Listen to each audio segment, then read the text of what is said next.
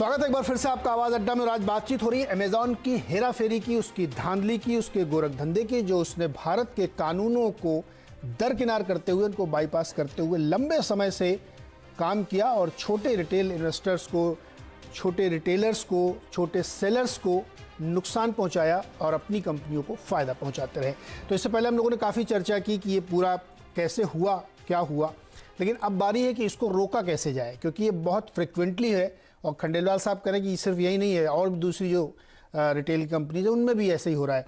तो महाजन साहब और वजीर साहब आपसे एक एक करके पूछते हैं। महाजन साहब, कैसे रोकना चाहिए इसको, क्या तरीका हो सकता है? अथॉरिटी बने कोई, या कोई ऐसा तरीका बने कि इनको इमीडिएटली इंस्टेंट जस्टिस के तहत पेनलाइज कर दिया जाए, उसके बाद इनको कुछ समझ में आएगा? देखिए, भारत में एक कानून होता था मोनोपोली के लिए, MRTP एक्ट। उसको बदल करके अपन लोगों ने एक कंपटीशन कमीशन बनाया, कंपटीशन लॉ बनाया। उस कंपटीशन लॉ में ये प्रावधान रखा कि जो भी अपनी डोमिनेंट पोजीशन का मिसयूज़ करेगा उसको रोका जाएगा। इसको एंटी ट्रस्ट लॉ भी बोलते हैं दुनिया भर में। तो जब वो कानून तब बना था 2002 में, जब ई कॉमर्स किसी ने सुना नहीं था। तो ऐसे में जब ई कॉमर्स का विषय आया, काली पीली टैक्सी वर्सेस ऊबर का आया, ये अमेज़ॉन वर्सेस भारत के छोटे व्यापारी का आया, तो उसको ठीक प्रकार से समझने की समझ CCI में नहीं है, ऐसा मुझे लगता है। और वो बार बार जब भी हमने इसके बारे में कहा कि फ्लिपकार्ट वॉलमार्ट डील के इलीगैलिटी के को चेक करना चाहिए, तो उनको वो बात समझ में नहीं आई। जब वेंडर्स ने कहा कि हमें इनको डोमिनेंट पोजीशन का यूज़ करके इसको कम कमीशन लेते हैं, हमसे ज़्यादा कमीशन लेते हैं, वो विषय भी उनको समझ में नहीं आया।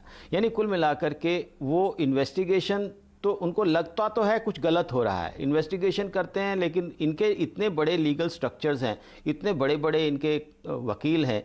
मैं आपको एक उदाहरण के नाते बताना चाहता हूँ। जब फ्लिपकार्ट वॉलमार्ट के खिलाफ, डील के खिलाफ जब हमने सरकार को लिखा और सरकार ने फिर CCI को, RBI को, ED को, सबको लिखा, तो इन लोगों ने हमारे खिलाफ, पूरे स्वदेशी जागरण मंच के खिलाफ, पूरे देश भर के जितने भी हाई कोर्ट्स थे, सबसे बड़े बड़े वकीलों से हमें कैविएट भिजवाए कि हमसे बिना बात किए हमारे इसको डील को कैंसिल ना करें। कुल मिलाकर के अपनी इकोनॉमिक पोजीशन का इतना ये लोग मिसयूज़ करते हैं कानूनों के नाम पर। अब अभी हमारे को पैनलिस्ट कह रहे थे कि जिसको 50% नहीं सूट करता ना बेचे, जो इसको दिस इज़, ऐसा नहीं है कि हम किसी को सूट करता है कि नहीं करता है। जब हम अपने देश में कानून सबके लिए एक जैसा होता है, उसी प्रकार से कॉर्पोरेट गवर्नेंस में भी सबको एक जैसा ही ट्रीट किया जाता है। ऐसा नहीं होता कि पहली बात तो ये है कि आपको प्रेफरेंशियल ट्रीटमेंट नहीं देने का, यह प्रेस नोट 2 में सीधा सीधा प्रावधान है।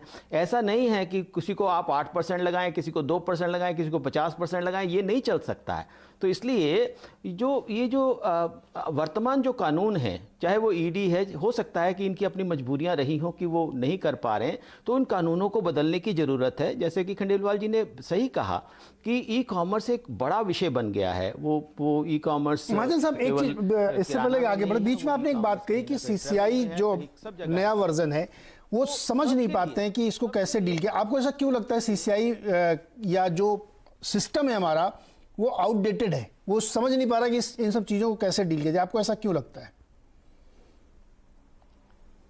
जी, तो हमारा यही कहना है कि इसके लिए एक अलग से रेगुलेट करने की व्यवस्था बननी चाहिए, और उस रेगुलेटर को पूरी समझ हो और उसको उसी डायरेक्शन में ही डील भी किया जाए।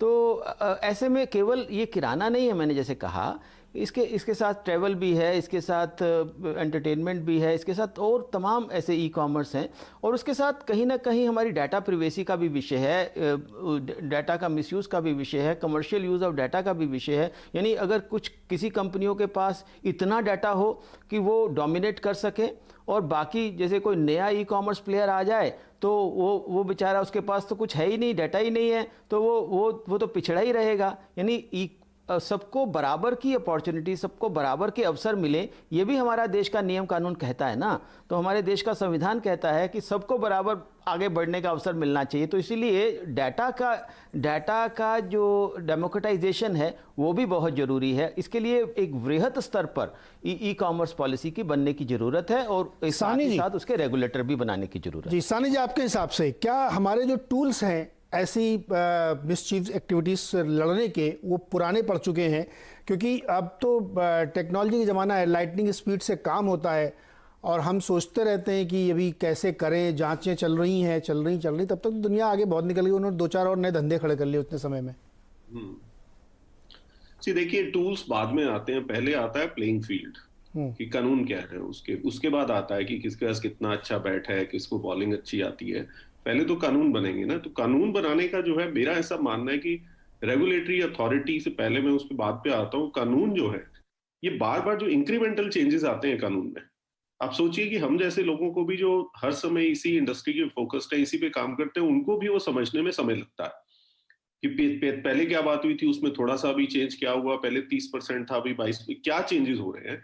तो क्योंकि इंडस्ट्री अपने आप में नई है और इसके अंदर जो कानून भी बनने शुरू हुए, अभी रिसेंट पास्ट में ही बनने शुरू हुए, इतनी कोई लेगेसी और हिस्ट्री है नहीं, तो ये क्लीन स्लेट पे लिखने की जरूरत है, रादर देन इंक्रीमेंटल चेंजेस कि अच्छा अभी क्या समस्या आ रही है, चलो इसको हम सुलटाते हैं, फिर कुछ आता है, अच्छा चलो 2 चीजें अभी और कर देते हैं। क्लीन स्लेट पे लिखा जाए। हमें एज ए कंट्री में बार बार लॉ मेकर्स को अपना इंटेंट क्लियर होना चाहिए कि हम क्या चाहते हैं। इंटेंट बहुत क्लियर है कि हमारे को ये ई कॉमर्स कंपनीज नहीं चाहिए, ये प्लेटफॉर्म के बिजनेस में है, उन्हें प्लेटफॉर्म का बिजनेस करना है, तो उनको ये अलाउड है, बाकी कुछ अलाउड नहीं है, बात खत्म। और वो जब तक क्लीनली लॉ लाया नहीं जाएगा, जिसको हम पॉलिसी कहें या लॉ कहें, वो लाया नहीं जाएगा, तब तक जो बाकी अथॉरिटीज जो है वो भी ग्रैपल करेंगी ना, कि जब उनके सामने मामला आएगा वो कहेंगे अब कहां तक पीछे जाके देखना है, क्या आया था, उसमें क्या चेंज हुआ, कैसे हुआ, ये आपस में कैसे कोरिलेट हो रहा है, रोज की समस्या है ये। और इसीलिए फिर वो कहीं ना कहीं आगे कहते हैं चलिए छोड़िए, इसमें कुछ नहीं है। तो वो जब तक कानून साफ लिखा नहीं जाएगा तब तक ये बाकी लोग भी ग्रैपल करेंगे, उससे सब करेंगे। और जब साफ लिखा नहीं जाता है, वहीं पे फिर लूप होल ढूंढने की पोटेंशियल आता है। फिर दूसरी तरह से जिसको उसको मिस यूज करना है या जिसको उसको अपने एडवांटेज के लिए यूज करना है, उसके लिए वो सारे रास्ते उसमें फिर छुपे हुए निकलते हैं। शुरुआत वहां से होती है कि कानून कॉम्प्लिकेटेड है, कानून कॉम्प्लिकेटेड है और क्लैरिटी के साथ बने नहीं है। इसलिए मैं कह रहा हूँ कि हमारे जो टूल्स हैं वो बहुत पुराने ज़माने के, हमको लगता है कि हम सोच ही नहीं पा रहे। तो एक चीज़ क्लैरिटी जिसमें मुझे लगता है कि महाजन साहब और दोनों लोग एक है कि क्लियर कानून होने चाहिए, साफ नियम होने चाहिए और फिर उनको इम्प्लीमेंट करने के लिए एक अथॉरिटी होनी चाहिए जो इन सब मामलों को देखे। खंडेलवाल साहब, आप लोग, एक बड़ा फिलोसफिकल क्वेश्चन बार बार उठता है। देखिए, अमेजॉन को थोड़ी देर के लिए भूल भी जाएं तो अब जो नए ज़माने के बिजनेसेस आ रहे हैं ना, उसमें टेक्नोलॉजी का इस्तेमाल है, नए तरीके आ रहे हैं, एंड कंज्यूमर इज किंग। हम भले उसको कितना समझा लें, लेकिन उसको जहां सस्ता मिलेगा उधर जाएगा वो।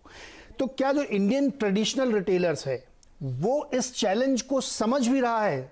चैलेंज को एक्सेप्ट करके लड़ने की बात तो मैं बाद में समझूंगा। क्या आप लोगों को ये अंदाजा है कि किस तरह का थ्रेट सामने खड़ा हुआ है? देखिए, इस बात को हमने 4 साल पहले जब ई कॉमर्स को समझ करके और उसके खिलाफ आवाज उठाई थी, हमने ये सारे चैलेंजेस को उस दिन समझा था। और उसके बाद लगातार हमने पूरे देश में कॉन्फ्रेंस कर करके अपने व्यापारियों को ये बताया कि अपग्रेडेशन और कंप्यूटराइजेशन क्यों जरूरी है। आगे आने वाले समय में टेक्नोलॉजी काम करेगी, आगे आने वाले समय में इंटरनेट काम करेगा, तो आपको उस व्यवस्था को मानना चाहिए। और 4 वर्षों में मैं आपको दावे के साथ ये कह सकता हूं कि लगभग 35% व्यापारियों को हम डिजिटल सिस्टम से जोड़ पाए हैं। आज व्यापारी टेक्नोलॉजी को अपनाना चाहता है और टेक्नोलॉजी के हिसाब से, नई से नई टेक्नोलॉजी के हिसाब से वो काम करना चाहता है। लेकिन बावजूद टेक्नोलॉजी के यदि अनइवन लेवल प्लेइंग फील्ड होगा तो टेक्नोलॉजी को लेकर के व्यापारी कहां तक उनका मुकाबला करेगा। अभी हमारे महाजन जी बता रहे थे इन कंपनियों की कितनी डीप पॉकेट्स है। तो क्या कभी हम लोगों ने इस बात पर ध्यान भी दिया कि हमारे जो ट्रेडिशनल रिटेलर्स हैं उनकी पॉकेट का साइज क्या है और इनकी पॉकेट का साइज क्या है। ये लोग तो आते ही कितना बड़ा कैश बर्न कर रहे हैं। आज हिंदुस्तान में कौन नहीं जानता कि ये लोग कैश बर्न कर रहे हैं, लेकिन उसके बावजूद भी आज 2 साल हो गए ईडी को इन्वेस्टिगेशन करते हुए, आज तक वो इन्वेस्टिगेशन कहां पर है किसी को नहीं पता। कोर्ट में जाते हैं तो कोर्ट में सरकार के वकील खड़े होकर के कहते हैं कि जी हम इस पर कानून बना रहे हैं, वो कानून कहां पर है ये हमको नहीं पता। इसका सीधा फायदा ये अमेज़न, फ्लिपकार्ट जैसी कंपनियां उठाती है और उठा करके हमारा इकोसिस्टम है, उस इकोसिस्टम को खराब करती है। मुझे केवल एक बात यहां पर कहनी है, और मैं महाजन जी ने जो बात कही मैं उस बात के संदर्भ में कहना चाहता हूं कि चाहे टेक्नोलॉजी का यूज हो या ना हो, लेकिन क्या किसी को अधिकार है कि वो भारत के कानून का उल्लंघन करे और हम चुपचाप देखते रहे? अगर हमारा व्यापारी कोई अनजाने में कोई गलती करता है, उसके खिलाफ तो 1 मिनट में कानून आ जाता है और कार्रवाई होती है। एक बड़ी कंपनी, विदेश की कंपनी हिंदुस्तान में आकर के आतंक मचा रही है। ये लोग महाजन जी तो बिल्कुल आपके साथ खड़े हुए इस मामले में, वो तो खुद ही कह रहे हैं कि सख्त से सख्त कानून बना के इनको पेनलाइज करना चाहिए। वो तो आपके इस मामले में साथ में है, उसमें कोई दिक्कत ही नहीं। तो हमारा कहना ये, देखिए हमारा कहना ये है कि अभी भी कुछ नहीं बिगड़ा है, लेकिन अब सरकार को जागना होगा। और इसमें खाली केंद्र सरकार ही नहीं, मेरी जानकारी में है कि कई राज्य सरकारें इस मामले में रोड़ा अटका रही हैं। उनकी अपनी पॉलिटिकल वजह हो सकती है, लेकिन नहीं ठीक है, ये एक पॉइंट है। ये दिन आप रिटेल को और बेहतर समझते रहिए। शुरू किए एक बार खंडेल साहब। देखिए ये आदिकाल से चला आ रहा है कि कोई डीप पॉकेट वाला है, कोई शैलो पॉकेट वाला है, किसी के पास बहुत पैसे, किसी के पास कम है। ये धंधा हमेशा चलता रहेगा। अभी आप अमेज़न को छोड़ दीजिए, मुंबई का कोई बड़ा व्यापारी 10-20 करोड़ लेके किसी छोटे शहर में जाके एक रिटेल की दुकान खोले, प्रेडेटरी प्राइसिंग कर ले, तो फिर आप कौन सा नियम बनाओगे? सो पॉइंट मेरा ये है, क्वेश्चन मेरा ये है कि इन सबको अकाउंट फॉर करते हुए और जो नए चैलेंजेस हैं उसमें रिटेलर्स, हमारा जो बेचारा रिटेलर्स है जिसके मैं समर्थन में हूँ। देखिए मैं एक बहुत इमोशनल बात बताने जा रहा हूँ आपको। ये दिन जिस समय लॉकडाउन लगा था, ये अमेज़न, फ्लिपकार्ट काम नहीं आए थे। बिल्कुल, इन्होंने मेरे घर पे कोई सामान डिलीवर नहीं किया था। परिस्थितियां चाहे जो भी रही हो, हमारे पड़ोस वाला है जिसने दुकान खोली, मुझे सामान दिया था। तो इस फैक्टर को भी कहीं ना कहीं आपको डिस्काउंट देना चाहिए कि ये जो ब्रिक एंड मोर्टार के हमारे बगल वाला है वो हमारे साथ बहुत इमोशनली भी कनेक्टेड है। अब बताइए। और देखिए नीरज जी, अभी आप अमेज़न की विस्तार की बात करें, कैश बर्न का ये सवाल नहीं है कि आप एक सीमा में हो। ई कॉमर्स की कोई बाउंड्री नहीं होती है, आप छोटे से छोटे शहर में भी हो और बड़े से बड़े शहर में भी हो। जहां तक कि सवाल इकोसिस्टम का है, कहीं ना कहीं अगर बड़ी मछली अगर तालाब में आ जाए तो छोटी मछलियों को नुकसान होता है। तो ये ख्याल रखना चाहिए कि इकोसिस्टम जो है कंट्री का बिगड़े नहीं, क्योंकि आज की तारीख में रिटेल सेक्टर, एग्री सेक्टर देश का बैकबोन है। कहीं ना कहीं बहुत सारे लोगों का रोजगार यहां जुड़ा हुआ है। तो कहीं ना कहीं अगर आप बड़े आपके रीसेलर्स को फायदा कराते हैं और छोटे रीसेलर्स को नहीं कराते, उनके आसपास की इकोसिस्टम ड्रैग हो जाती है, कहीं ना कहीं उनको नुकसान होता है। और जैसे ही अगर कोई अनफेयर एडवांटेज अगर आपको मिलता हो ओवर अ पीरियड, तो वो एक टाइप का मोनोपोलिस्टिक कैरेक्टर ले आता है अपने साथ में, जो किसी भी देश के लिए, किसी भी कंज्यूमर सेंट्रिक देश के लिए सही नहीं होता, कंज्यूमर सेंट्रिक इकोनॉमी के लिए सही नहीं होता। और सीधी सी बात है, अगर सरकार रूल फ्रेम करती है, it should be pro local people, pro consumer. And जहां तक कि सवाल है फॉरेन सेंटिमेंट्स का, जाहिर सी बात है अगर आप कोई भी टाइप का फ्लॉ करोगे तो उसकी सजा तो मिलेगी। तो ऐसा नहीं है कि हमको डर जाना चाहिए कि वर्ल्ड की सबसे बड़ी कंपनी अगर हिंदुस्तान से विड्रॉ कर ले या कोई टाइप का एडवर्स एक्शन कर ले, उसकी कोई चिंता नहीं। हमारे पास डोमेस्टिक काफी सारे ऐसे साइलोज हैं जिससे हमारी सप्लाई चेन और मजबूत हुई है। बिल्कुल सही। तो इसमें सवाल ये उठता है कि हमें अपने एनवायरनमेंट को और अपने देश को प्रोटेक्ट करना है। मैं तो ये खुल के कह रहा हूँ कि 135 करोड़ की आबादी है, इसमें बहुत बड़ी संख्या में लोगों को एम्प्लॉयमेंट इन्हीं रिटेलर्स के यहाँ मिलता है, जो जिसको क्या गिग वर्कर्स आजकल बोलने लगे हैं। बेचारे काम करते हैं, पैसे कमाते हैं, उनको प्रोटेक्ट करना भी बहुत ज़रूरी है। ज़रूरी है नहीं खाली आपके यहाँ FDI आने के लिए आप बहुत झंडा बुलंद करने के नंबर दिखाने के लिए, देखो मेरा इतना FDI आया है, ये कंपनी आई है। आए तो बहुत अच्छी बात है और यहाँ के कानून के हिसाब से काम करें, लेकिन रूल्स को बनाना चाहिए। अंत में एक बहुत छोटा सवाल असीम आपके साथ, डेली अपडेट आप लेते रहते हैं, मुझे लगता है कि सरकार के माइंडसेट को आप भी थोड़ा पढ़ रहे होंगे कि खंडेलवाल जी तो थोड़ा समझ रहे हैं कि हाँ बड़ा पॉजिटिव है। आपको क्या सेंस मिल रहा है?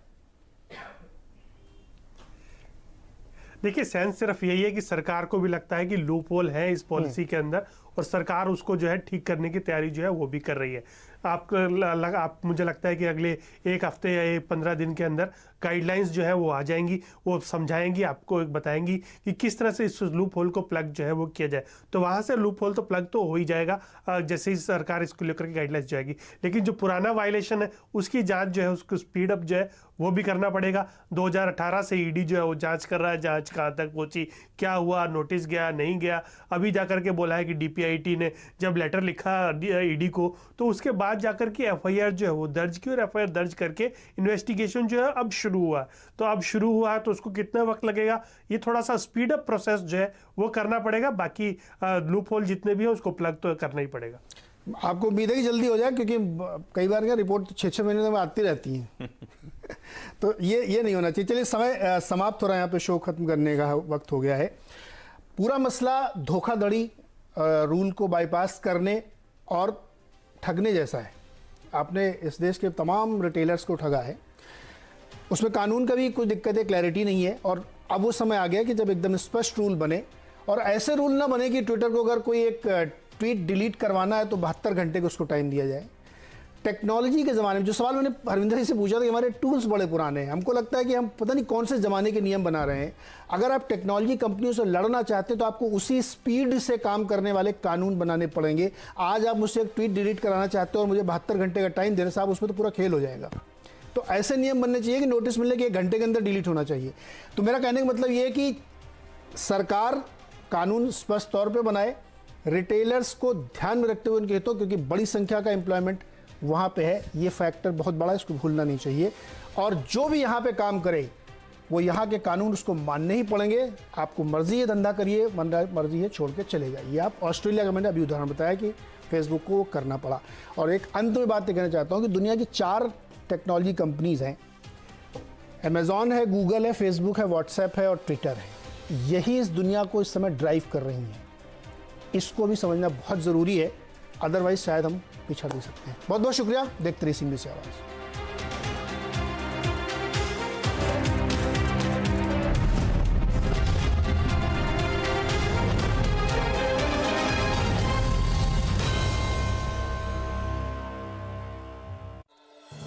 पावर्ड बाय कल्याण ज्वेलर्स, भरोसा ही सब कुछ है।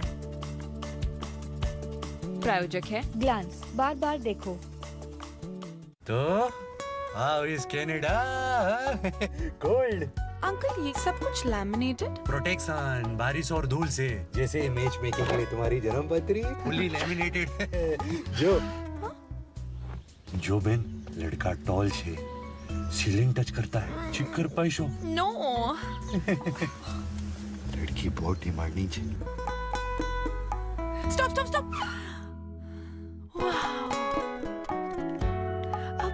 आपने घर को प्रोटेक्ट नहीं किया? जी मैंने घर पे लैमिनेशन वाला पेंट लगवा लिया, Asian Paints Ultima protect. That's so smart। तो बात फाइनल, आपकी शादी इस वाह वाह, देखो देखो छोकरा कितना ब्यूटीफुल है। आपकी शादी इसी घर से होगी। लैमिनेशन वाला exterior paint Asian Paints Ultima Protect, बारिश, धूप और धूल को आने दो। Rekha, business expansion loan approved. वाह, नया एसी भी लेते हैं, कब से प्लान कर रहे हैं। और हॉलिडे भी। क्यों नहीं, इसी लोन में एडजस्ट कर लेंगे। हाँ। जरा रुकिए, पहले इसे हटाइए। जरा आप खुलकर बताइए। जितनी जरूरत उतना ही लोन लीजिए और सोच समझ कर इस्तेमाल कीजिए। उसका फायदा ना होगी कोई परेशानी और लोन चुकाने में होगी आसानी। और कोई बात है हमें बतानी? जरूरतों और चाहतों में है अंतर, इस बात को समझे। जिस काम के लिए लोन लिया है उसी पर खर्चे। आपने समझाई काम की बात और सिखाया वित्तीय पाठ। बेहतर कल का मिलेगा साथ। आरबीआई कहता है वित्तीय अनुशासन, चिंता मुक्त जीवन। महामारी के शुरुआती दिनों से मैंने कार्ड का भुगतान शुरू करके है। मुझे ये अच्छा लगता है कि इससे लोगों का संपर्क भी कम होता है और ये सुविधाजनक भी है और मैं इसे जारी रखना चाहता हूँ।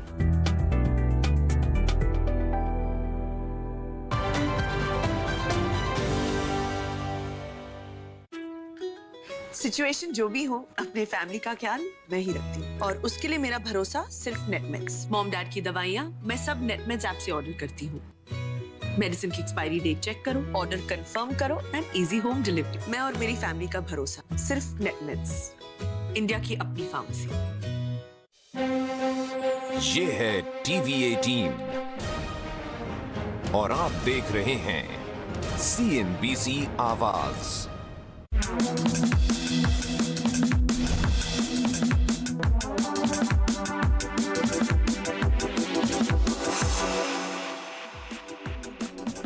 नमस्कार, कंज्यूमर अड्डा में आपका स्वागत है और आज का विषय है सोशल मीडिया पर शिकंजा। और ऐसा इसलिए क्योंकि सरकार इन तमाम प्लेटफॉर्म्स के लिए नए नियम कानून लेकर आने वाली है, क्योंकि आईटी एक्ट में संशोधन किया जा चुका है और जल्द ही 1 या 2 दिन के अंदर हम नए कानूनों को नोटिफाई होता हुआ देखेंगे। होगा क्या इसके बाद कि ट्विटर, फेसबुक, इंस्टाग्राम, व्हाट्सएप, ये तमाम जितने भी सोशल मीडिया प्लेटफॉर्म है, चाहे ओपन हो चाहे क्लोज, इन पर सरकार की पकड़ बढ़ जाएगी। फिर नियम इस तरीके के आ सकते हैं कि सरकार के कहने पर एक समय सीमा के अंदर कार्रवाई करनी होगी। जो कंटेंट सरकार कहेगी इसे हटाना है उसे हटाना होगा। किसी कंटेंट की शिकायत आती है तो उस शिकायत पे कंटेंट को हटाना होगा और इस तरह की तमाम चीजें। और सिर्फ इतना ही नहीं, OTT प्लेटफॉर्म्स, मतलब जहां पर आप लोग वेब सीरीज देखते हैं वहां पर भी अब सरकार की नजर होगी। एक पैनल बनेगा जो कि शिकायत मिलने पर कार्रवाई कर सकता है और यहां पर भी वही कि एक समय के बाद, आदेश आने के बाद, एक समय सीमा के अंदर अंदर आपत्तिजनक जो भी चीज होगी उसको हटाना होगा। तो रेगुलेशन, सेल्फ रेगुलेशन, किस हद तक रेगुलेशन, ये तमाम सवाल ऐसे में उठते हैं। और सोशल मीडिया को बड़ा ओपन प्लेटफॉर्म माना जाता है जहां पर लोग अपनी बात करते हैं, लेकिन अगर वहां पर रेगुलेशन आ रहे हैं तो वो कितने जरूरी थे और किस हद तक जरूरी है, कितना कंट्रोल इन पर आएगा, उन सब की बातचीत और सवाल यहां पर जरूर उठ रहे हैं। तो आज हम भी इस पर चर्चा करेंगे क्योंकि ये आपसे, हमसे सबसे जुड़ी हुई बात है। हमने कुछ खास मेहमानों को आमंत्रित किया है। हमारे साथ जुड़ रहे जितेंद्र जैन साहब, जो कि साइबर सिक्योरिटी के एक्सपर्ट हैं और पूरे साइबर स्पेस पर अच्छी नजर रखते हैं। अर्नब चक्रवर्ती है, प्रोडक्ट डायरेक्टर साइबिल के, और आशुतोष श्रीवास्तव है, साइबर लॉ एक्सपर्ट। आप सभी का बहुत बहुत स्वागत है। जितेंद्र, आपसे शुरुआत करते हैं हम। वैसे तो हम हमेशा ये बात करते रहे हैं कि सोशल मीडिया के लिए कोई लाइन ऑफ कंट्रोल नहीं है, कोई उसके लिए नियम कायदे कानून नहीं है, उसमें दोनों तरफ की चीजें हैं। एक तरफ आज़ादी की अभिव्यक्ति भी है, तो एक बार कभी कभी ये भी होता है कि आज़ादी की ओवर अभिव्यक्ति भी हो जाती है, जिससे कई लोग हर्ट भी होते हैं, तमाम चीजें। लेकिन अब इसके लिए बाकायदा नियम आने वाले हैं, बाकायदा लॉ में संशोधन किया जा रहा है और वो नियम काफी सख्त होने जा रहे हैं, जहां पर सरकार का काफी कंट्रोल इस पर आएगा। इसे कैसे देख रहे हैं आप? देखिए विपिन, इसमें 2-3 चीजों को हमें ध्यान में रखना होगा। एक तो ये कि जो ज्यादातर सोशल मीडिया प्लेटफॉर्म्स हैं, जहां जिसका 40% यूजर बेस भारत के सिटीजन बनाते हैं, ये ज्यादातर कंपनियां भारत के बाहर ऑपरेट कर रही हैं, जिसमें ट्विटर, फेसबुक वगैरह ये सब हुआ।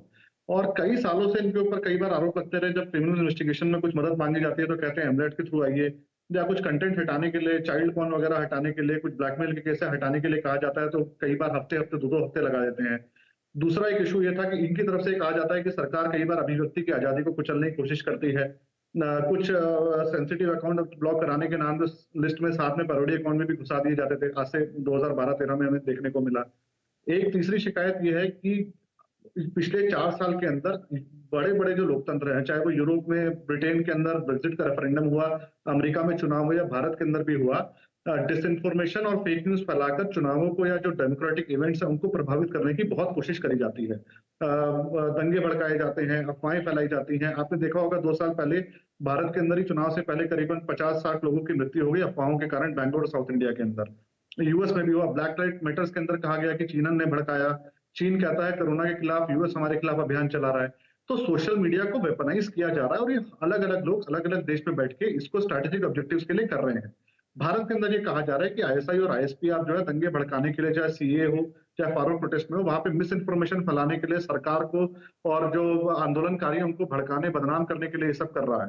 तो और तीसरा इसका ये पहलू है कि सरकार ने अभी, आपने कुछ दिन पहले देखा जब ट्विटर को कहा कि आप 150-200 अकाउंट हटाइए, तो ट्विटर ने पलट के ये कहा कि ये हमारी पॉलिसी के खिलाफ है, हम नहीं हटाएंगे। भारत सरकार के लीगल लॉफुल ऑर्डर को चैलेंज किया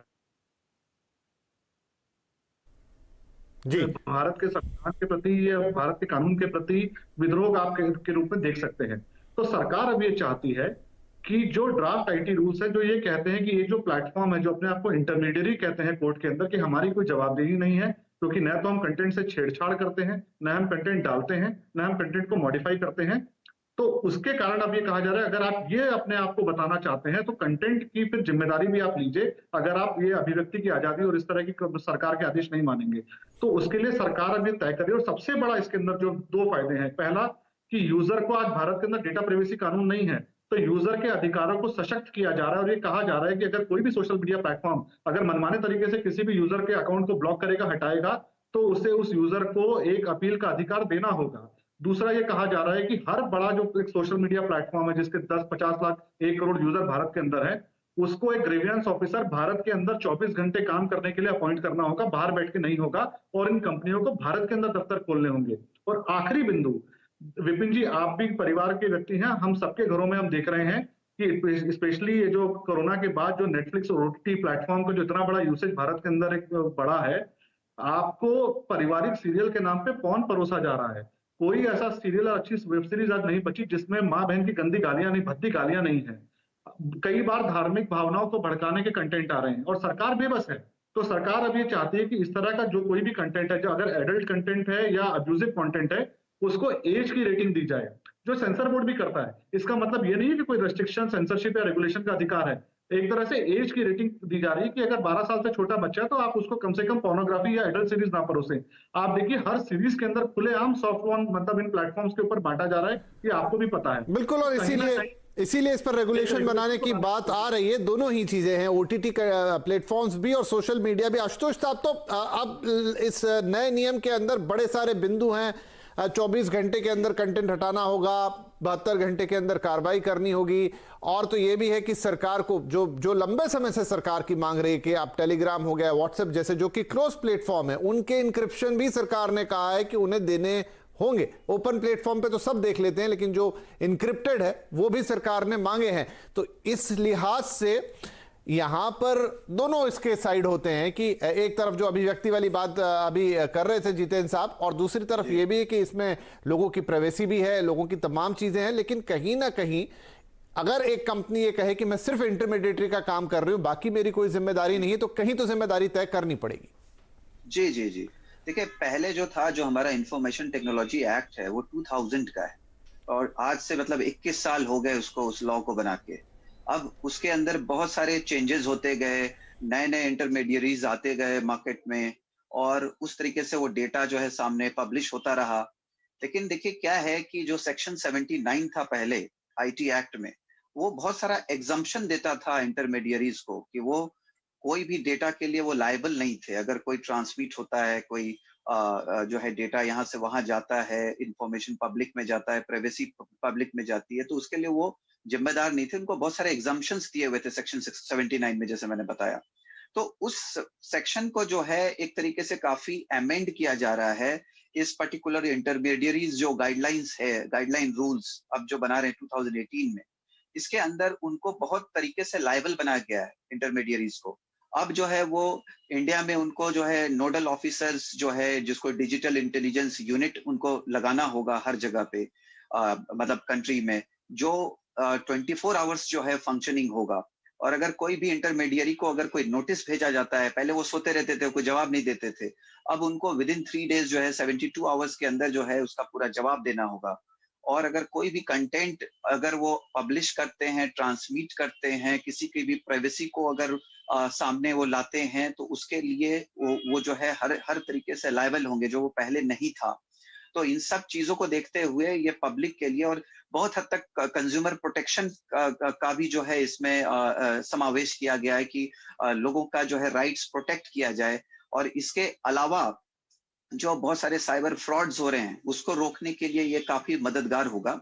और ये मुझे लगता है, जैसे मेरे भी जो फ्रेंड थे मिस्टर जतिन, जो उन्होंने बताया कि जो माइनर हैं, जो बच्चे हैं, जो ये कंटेंट्स देखते हैं ओपनली, और उनके लिए बिल्कुल, तो उसमें भी कड़ाई की गई है कि अब आप जो है इस तरह से ओपनली सारी चीजें आप परोस नहीं सकते, जो OTT वगैरह में। तो Right. ये मुझे लगता है कि काफी एक बेहतरीन तो ये एक पॉजिटिव स्टेप के तौर पे आप देख रहे हैं। और यहाँ पर मैं अब अर्णब को लाता हूँ। अर्णब, जो बात जितेंद्र साहब ने भी कही और आशुतोष भी कह रहे हैं कि बड़े लेवल पे, क्योंकि अब ये सोशल मीडिया हमारी लाइफ का इतना बड़ा हिस्सा बन गया है कि अब वही एक तरह से लाइफ का एक मेजर कंटेंट प्रोड्यूस करता है, तो वहां पे फ्रॉड भी होगा, वहां पे धोखाधड़ी भी होगी। और यहाँ तो क्या है कि शक्ल तो किसी की दिख नहीं रही, डायरेक्ट कांटेक्ट तो है नहीं, तो वैसे चांसेस और बढ़ जाते हैं। तो नए लॉज उस तरह के जो फ्रॉड्स, क्योंकि आप टिपिकली साइबर सिक्योरिटी पे काम करते हैं, जो फ्रॉड्स हम इन दिनों देखने में सुनने में आ रहे हैं, जो कई गुना बढ़ गए हैं, भारत में नहीं पूरी दुनिया में, ये लॉज उन्हें रोकने में कामयाब रहेंगे? मैं मानता हूँ ये शुरुआत है और अच्छी शुरुआत है। अब अगर आप देखें कि जैसे आपकी डेटा प्राइवेसी हो गई, आपकी डेटा में फाइनेंशियल प्राइवेसी भी है, तो आजकल ये प्लेटफॉर्म से, सोशल मीडिया प्लेटफॉर्म से आपके पास बहुत सारे वो फाइनेंशियल फ्रॉड्स के भी मैसेजेस आते होंगे, जहां पे बहुत सारे फ्रॉड होते हैं। अगर आप RBI के भी डेटा उठा ले तो 174% वृद्धि हुई है साइबर कार्ड और ऑनलाइन फ्रॉड्स में, फाइनेंशियल फ्रॉड्स में। प्लस आपके जो सिक्योरिटी है, जो पर्सनल डेटा है, वो आए दिन हैक होके बाहर रहती है।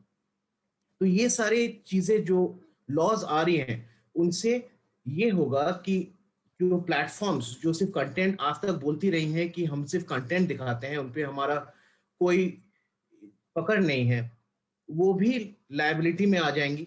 उन्हें भी अपना सिक्योरिटी स्टैंडर्ड बढ़ाना पड़ेगा। उन्हें गवर्नमेंट और रूल ऑफ द लैंड, जो भारत की हो या कहीं की भी हो, उनकी मानना करनी पड़ेगी। तो जैसे जितने ने कहा कि 180 दिन तक आपके पास डेटा रखना पड़ेगा। आपको कुछ प्लेटफॉर्म्स जो होती हैं, जैसे समझ लीजिए व्हाट्सएप, टेलीग्राम, जहां पे आप एन्क्रिप्शन बेस्ड आपका होता है बातचीत, तो उनकी भी आपको जो की होती है एन्क्रिप्शन की, अगर मांगने पे आपको सरकार को देनी होगी। ये एक तरीके से अच्छी बात है, ताकि हम फाइनेंशियल फ्रॉड या किसी और तरीके की गलत हरकतें रोक पाए सरकार। तो ऐसे करके, जैसे डिजिटल इंटेलिजेंस यूनिट हुई, जैसे चीफ कंप्लायंस ऑफिसर हुए जो 2400 घंटे काम करेंगी, नोडल ऑफिसर्स हुए जो 2400 घंटे काम करेंगी। आज तक जो इनकी वो नहीं थी, वो कभी काम करते थे कभी नहीं। तो इन सब पे जिम्मेदारी डाल के हमारी सिक्योरिटी और ज्यादा सख्त होगी, और इससे हम कंज्यूमर्स को, आम जनता को बहुत फायदा होने वाला है। शुरुआत बहुत अच्छी है। राइट, एक अच्छी शुरुआत है। यहाँ पर कई लोगों को ऐसा लगता है कि यहाँ पर सरकार अपनी पकड़ को बढ़ा रही है, लेकिन यहाँ पर बहुत सारे लोग, जो आम जनता, क्योंकि इतना ओपन प्लेटफॉर्म है, तो अगर ये नियम लागू होगा तो ये सब पर एक साथ लागू होगा। इस पर जो भी कंटेंट जाता है, चाहे वो दंगे भड़का दे कभी, चाहे वो किसी इलेक्शंस को लेकर हो, चाहे किसी और चीज को लेकर हो, चाहे अफवाहें हो, लेकिन जो रॉन्ग कंटेंट है, अगर उसको सिर्फ एक कंपनी जज करेगी, तो उसके आगे जिस जमीन पर वो चल रहा है, वहां पर भी कोई नियम, कायदे, कानून के तहत चले। तो ये मंशा है। इसके और क्या इंप्लीकेशंस होंगे? OTT प्लेटफॉर्म्स पे भी बड़ा रूल आ सकता है, उसके क्या इंप्लीकेशंस होंगे? इस पर बातचीत जारी रहेगी एक छोटे से ब्रेक के बाद। एक आवाज जो कभी दबती नहीं। ये वो चैनल नहीं है जहां पे बीच बीच में बोल के शोर मचा के आप डिबेट करें। एक आवाज जो सामने लाती है असली मुद्दे। पिछले 70-80 सालों में कौन सी ऐसी किसानी की समस्या है जो दूर हुई है? कुछ नहीं सही हुआ। एक आवाज जो सिर्फ देश को रखे आगे। इकोनॉमी की जो तबीयत खराब है, उसको तुरंत कैसे ठीक किया जाए, तत्काल इलाज चाहिए, तभी हम पटरी पे ला पाएंगे। बहस के शोर से अलग, देश की सबसे असरदार बहस। देखिए आवाज अड्डा, सिर्फ CNBC आवाज पर। पावर्ड बाय कल्याण ज्वेलर्स, भरोसा ही सब कुछ है। प्रायोजक है ग्लैंस, बार बार देखो। Odisha's cultural vibrance is deeply rooted in its rich ethnic diversity. Get a glance of tribal arts and culture at Odisha State Tribal Museum in Bhubaneswar. The tribes of Odisha fondly preserve their arts, handicrafts, music and dance. Explore this ethnic hinterland. It's a wonderland. Visit Odisha, India's best kept secret. मेरा नाम संदीप सिंह है। मेरी shop का नाम जनक gift shop है। हमारी shop को 20 साल के करीब हो गए। मैंने कार्ड पेमेंट लेना शुरू किया है। हमारा क्रेडिट स्कोर इससे बढ़ गया है और कस्टमर्स को भी बेनिफिट मिल रहा है कैशबैक मिलता है, इससे हमें भी फ़ायदा है, पूरी पेमेंट मिल जाती है एक ही बारी में।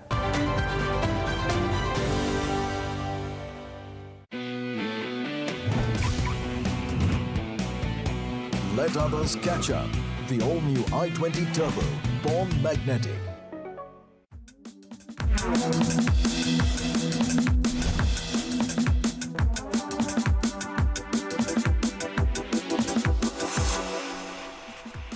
Welcome back. कंज्यूमर अड्डा में आज बात हो रही है कि सोशल मीडिया पर अब एक शिकंजा कसने की तैयारी है। सरकार ने अपने आईटी एक्ट में बदलाव कर लिए हैं और एक दो दिन में इसका नोटिफिकेशन हम होते हुए देखेंगे, जहां पर अब सोशल मीडिया प्लेटफॉर्म जैसे कि फेसबुक, ट्विटर और चाहे व्हाट्सएप हो, टेलीग्राम हो, ऐसे तमाम प्लेटफॉर्म्स को एक नियम के तहत काम करना पड़ता होगा और उस पर कुछ भी ऑब्जेक्शनल होगा तो वो उसे हटाना होगा, चाहे वो सरकार की तरफ से आए चाहे किसी की शिकायत पर आए। 24 घंटे के लिए एक नोडल अधिकारी यहां पर तैयार होगा। और बात हो रही है ओटीटी प्लेटफॉर्म्स की। जतिन, क्योंकि हमने ओटीटी प्लेटफॉर्म्स को बहुत स्लाइटली टच किया था पहले सेगमेंट में, तो वाकई आपने जो कंसर्न उठाया था कि अगेन ओटीटी प्लेटफॉर्म है, वहां पर किसी तरह का कोई रेगुलेशन नहीं है और सेल्फ रेगुलेशन की बात होती है, लेकिन धीरे धीरे हम देख रहे हैं कि या तो एक्स्ट्राऑर्डिनरी वायलेंस है या सॉफ्ट पोर्न है या एक हद तक का पॉन ही है या कुछ भी अभिव्यक्ति के नाम पर या मनोरंजन के नाम पर आपने इतनी लिबर्टी ले रखी है कि वो इस बात से आगे छूट जाता है कि घर में कौन देख रहा है, कैसे देख रहा है, क्या देख रहा है। आप ओपन सोसाइटी हैं, अच्छी बात है, लेकिन नियमों के तहत तो चलेंगे। देखिए, दो चीजें हैं। एक तो जो हम ये कह रहे हैं इनके ऊपर शिकंजा कसता जा रहा है, ऐसा नहीं है। इनके लिए इनके नकेल कसी जा रही है, लगाम लगाया जा रहा है, शिकंजा नहीं है। आजादी इनको पूरी है। भारत के अंदर आज भी जो सिनेमा है तो उसमें सेंसर बोर्ड है और 50 साल से चल रहा है। मुझे नहीं लगता भारत के अंदर कोई रेस्ट्रिक्शंस है, सेंसरशिप है। हाँ, बहुत रेयर केसेस के अंदर कोई लगता है कि कोई धार्मिक भावनाएं भड़का रहे हैं या कोई बहुत ही ज्यादा बोल्ड सीन, तो शायद उसको कटवाया जाता है, पर अदरवाइज यहाँ पे एकदम आप कुछ भी बना सकते हैं, सब चलता है। और यही चीज सरकार चाह रही है कि ओटीटी प्लेटफॉर्म के अंदर भी आप कहते हैं कि आपकी प्राइवेट स्क्रीन है पर बच्चे भी देखते हैं, तो आप एज रेटिंग तो कम से कम दें। आप इंश्योर करें ना कि 10-12 साल का बच्चा फोन को ना देखे। तो और कहीं धार्मिक भावनाएं भड़का रही तो, और मुझे लगता है कि आपसे आपने सेल्फ रेगुलेशन की बात करी, इन्हीं कंसर्न्स को ध्यान में रखते हुए आई थिंक 1.5 साल से इन कंपनियों को सेल्फ रेगुलेशन का मौका दिया गया था। इन्होंने कोशिश भी करी, पर आप और हम पूरा समाज ये जानता है कि ये सेल्फ रेगुलेशन काम नहीं कर पाया, ये फेल हो गया। जब सेल्फ रेगुलेशन फेल होगा तो सरकार को फिर इंटरवीन करना ही होगा और ये किया जा रहा है। दूसरी बात, एक जो अभी आपने शो में पहले कहा कि इन आईटी रूल्स के अंदर अब ये है कि जो ये private end to end encrypted platforms है, सरकार इनसे इंक्रिप्शन की वगैरह देने का कहेगी। मुझे लगता है मैंने जो सर्कुलेट हो रही है गाइडलाइंस पब्लिक डोमेन में, मैंने जो पढ़ा है उसमें ऐसा कुछ नहीं है। और मैं मतलब either risk of being corrected, मैं ये बोलूं, हो सकता है मेरी गलत जानकारी हो, मगर जहां तक मेरी जानकारी है ये प्लेटफॉर्म पहले भी लॉ एनफोर्समेंट एजेंसी से कोऑपरेट करते आए हैं और जो लिमिटेड डेटा ये कलेक्ट करते हैं उसी लिमिटेड डेटा को आप टाइमली देने की बात है। सरकार कोई ऐसा नहीं करी कि आप बैकडोर बनाइए या आप हमारे लिए एक्स्ट्रा डेटा कलेक्ट कीजिए। तो जो डेटा वो मेटा डेटा वगैरह या जो आईपी एड्रेस वगैरह कलेक्ट करते आए हैं, जो अभी तक देते आए हैं, सिर्फ उसी जानकारी को समयबद्ध तरीके से देने की बात। तो वो कोई आप बैकडोर मांग रही है सरकार सर्वेलेंस के लिए, ऐसा कुछ नहीं। ठीक है, ये 1-2 दिन में गाइडलाइंस होगी तो उसमें साफ हो जाएगा। आप बिल्कुल समाप्त हो गया मेरा समय। बहुत शॉर्ट में आशुतोष ये बताइए कि जो नए नियम आ रहे हैं क्या ये काफी हैं? क्या कोई चोर रास्ते तो नहीं निकल आएंगे इसके फिर से, या फिर अभी शुरुआत है, आगे चलते चलते जिस तरह की परिस्थिति बनेगी उस तरह से नियमों में बदलाव होगा? नहीं, देखिए नियमों में तो बदलाव करते रहना होगा, क्योंकि देखिए पहले तो हमारे पास आईटी एक्ट भी नहीं था, वो तो हमने 2000 में बना देश में। तो ये तो देखिए टाइम टू टाइम जैसे जैसे चेंजेस आता है, जैसे जैसे डेवलपमेंट होता है, नई टेक्नोलॉजीज आती हैं, तो उस हिसाब से कर रहा हूं शॉर्टली। लेकिन क्या अब इसके बाद हम at par with European laws या अमेरिकन लॉज पहुंचेंगे, क्योंकि ये चीजें वहां पहले एडवांस में है? जी बिल्कुल आप ठीक कह रहे हैं। देखिए यूरोप में तो ऑलरेडी जो है डेटा प्रोटेक्शन लॉज बना हुआ है, जो हमारे यहाँ तो अभी तक था ही नहीं। तो डेटा हमारा कोई भी किधर भी अगर जा रहा है तो इंटरमीडियरीज बोलती थी इससे हमारा कोई लेना देना नहीं है, ये तो जो है जिसने डाला है उसको देखा जाए। तो अब तो कम से कम वो सेक्शन 79 जिससे मैंने पहले बताया, उसमें अमेंडमेंट से बहुत बड़ा फायदा होगा कि वो जो है उनको फ्रीडम नहीं है कि वो जो मर्जी वो करें। दूसरी बात, जब पहले कभी कोई इशू होता था तो लोग जाते थे, कंप्लेंट फाइल करते थे, पुलिस इन्वेस्टिगेट करती थी क्राइम में, लेकिन जो है उसमें कोई एक्सपर्ट जो वे में जो इन्वेस्टिगेशन होना चाहिए वो नहीं होता था। लेकिन चूंकि अभी जो डिजिटल इंटेलिजेंस यूनिट जो लगेगा ये जो है कोऑर्डिनेट करेगा जो लॉ इन्फोर्समेंट एजेंसीज है या फिर फाइनेंशियल इंस्टीट्यूट्स हैं या फिर टेलीकॉम। तो मैं आशुतोष माफी चाहूंगा, आपको बीच में रोक रहा हूं क्योंकि समय मेरा थोड़ा समाप्त हो गया यहां पर, लेकिन अच्छी बात ये लग रही है कि इससे कुल मिला के जो पूरा सोशल मीडिया का एनवायरनमेंट है ये बेहतर होता हुआ नजर आएगा। सवाल तब भी उठेंगे, अभिव्यक्ति की बात तब भी होगी, लेकिन एक बैलेंस बनता हुआ जरूर दिखेगा। और ये भी है कि 50 लाख से ज्यादा यूजर आपके होते हैं तो अब आपको इंडिया में आके रजिस्टर करना होगा। तो वेल, 1-2 दिन का इंतजार और करते हैं और जब ये गाइडलाइंस प्रॉपर आ जाएंगी, नोटिफाई हो जाएगी, एक बार फिर से बैठेंगे और फिर बात करेंगे एक बार फिर से कि क्या एग्जैक्टली होने जा रहा है और उससे कितने बड़े बदलाव की हम उम्मीद करते हैं। फिलहाल आप तीनों का इस कार्यक्रम में शामिल होने के लिए बहुत शुक्रिया। नमस्कार।